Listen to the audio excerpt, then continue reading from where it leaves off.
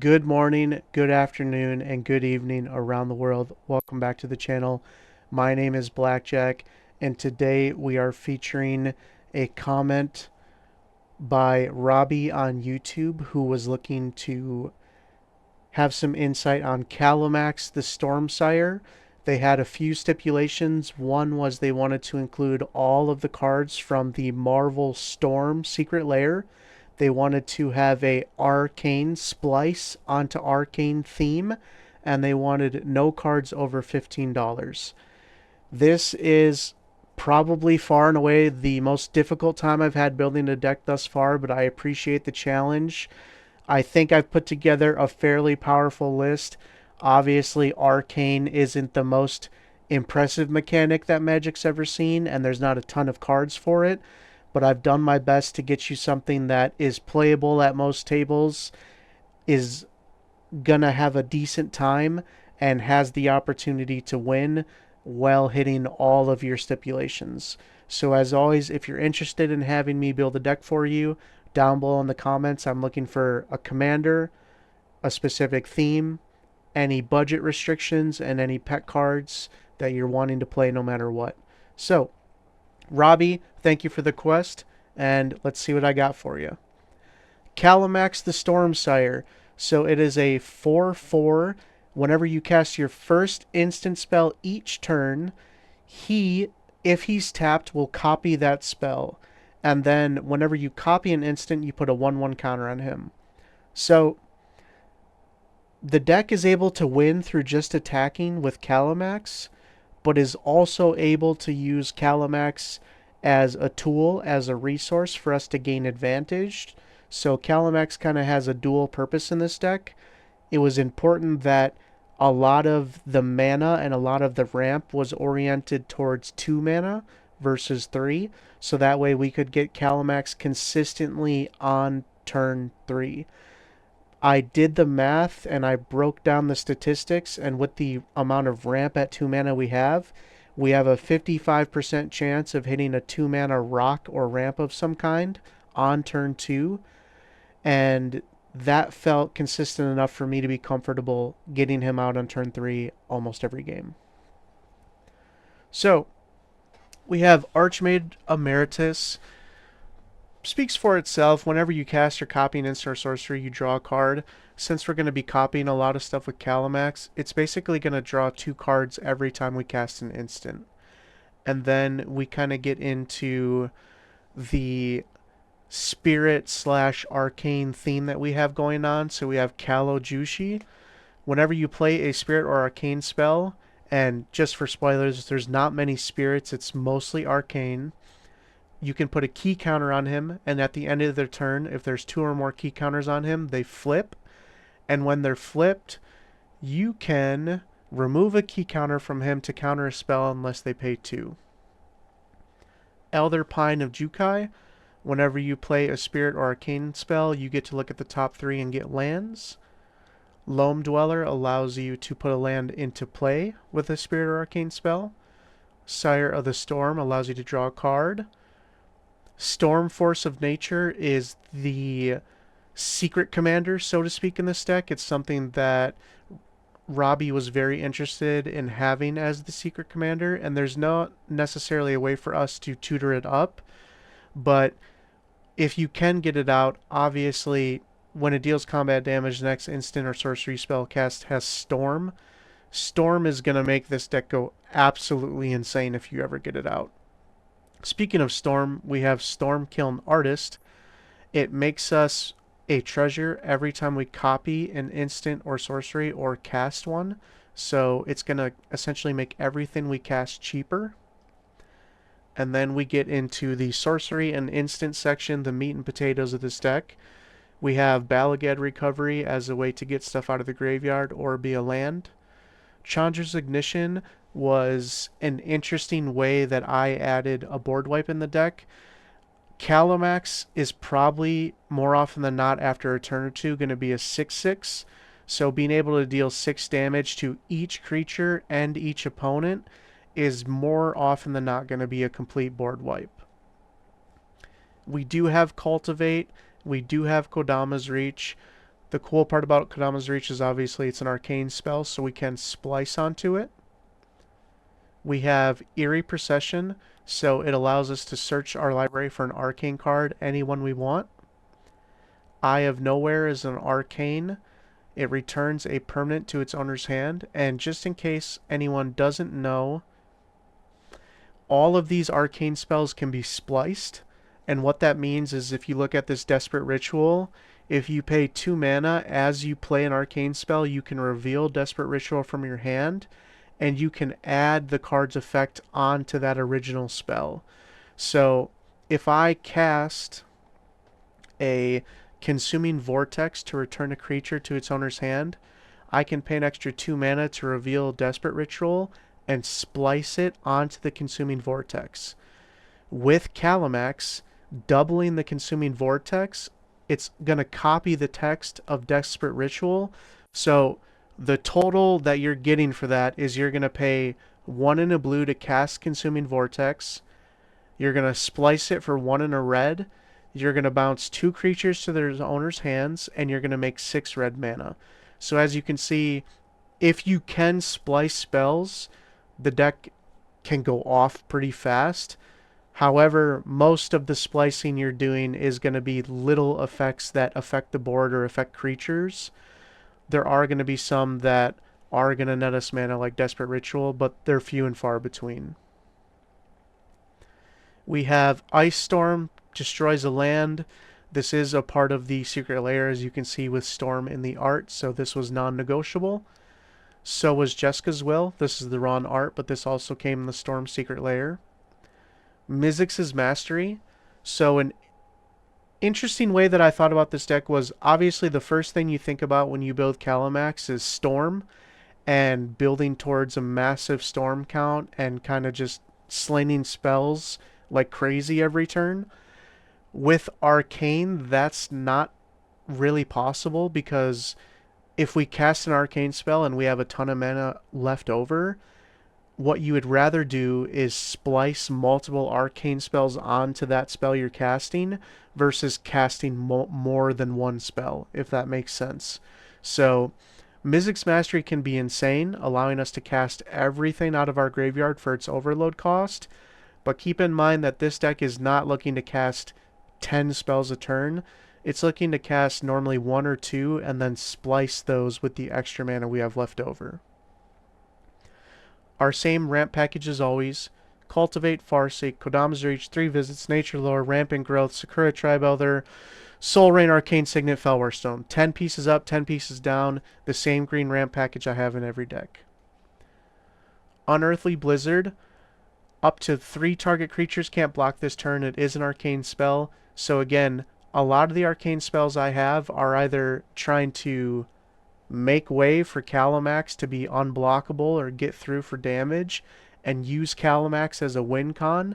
So your Godzilla here is essentially taking players out of the game because he is 8 power, 9 power. You're bouncing creatures to make room for him to attack. You're making him unblockable. You're giving him more power and toughness. He is what I would consider to be the main win con, is making him as big as possible and just taking players out. The instant section, as you see, we're playing 32. This is the main point of the deck. We are playing Blazing Shoal, so we're never going to remove a red card from our hand to cast this, but this is 2 red mana, pay X, give a creature plus X plus O till end of turn, plus it's arcane. So if we have 6 mana, we can utilize 4 of it to cast Blazing Shoal with X equals 2, and then perhaps splice a Glacial Ray onto the Blazing Shoal, which allows us to deal 2 damage to a creature or player. So we're essentially casting 2 Blazing Shoals that both give Kalamax plus 2 plus O, and we're dealing 2 damage to a creature or player twice. And we're getting 2 counters on Kalamax, because what we're going to typically do with these spells is, as you notice, Kalamax needs to be tapped to double.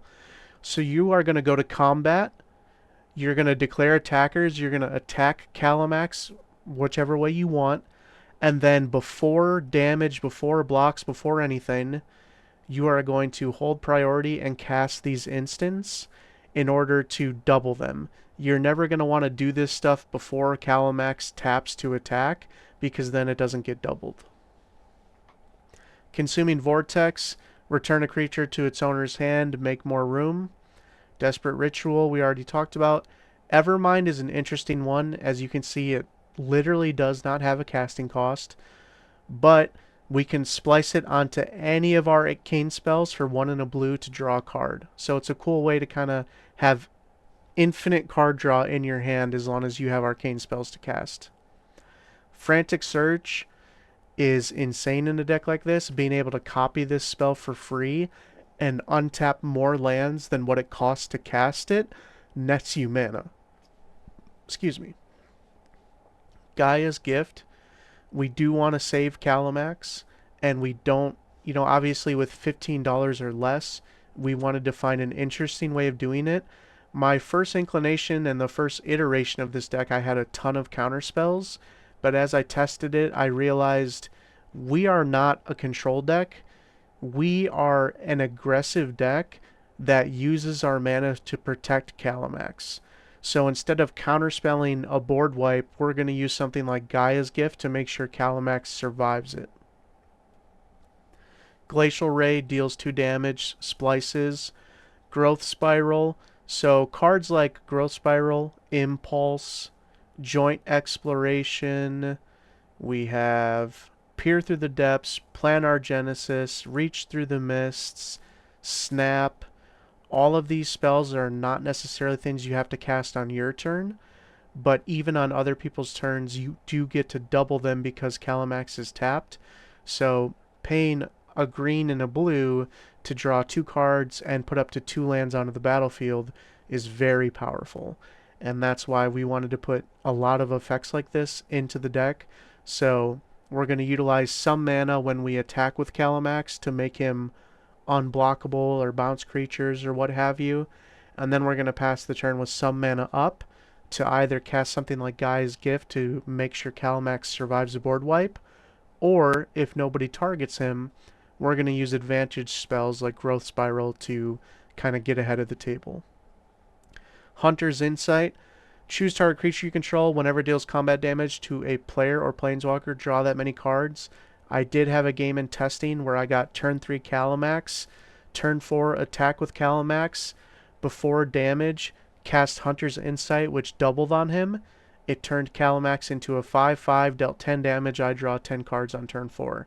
Crazy. Inner Calm, another arcane spell where we can boost Kalamax. Kodama's Might, boost Kalamax, make Kalamax have flying. Lightning Bolt was a part of the Storm Secret Lair. This is just the raw art. I couldn't have the Secret Lair art because then it would make the deck look more expensive. Murmurs from Beyond. It's a way for us to get a little bit of advantage. That's an arcane spell. Nourishing Souls, arcane spell that gains life. Manamorphose, as you can see, was a Secret Lair card, but just in general, Manamorphose in any instant and sorcery-based deck is always good.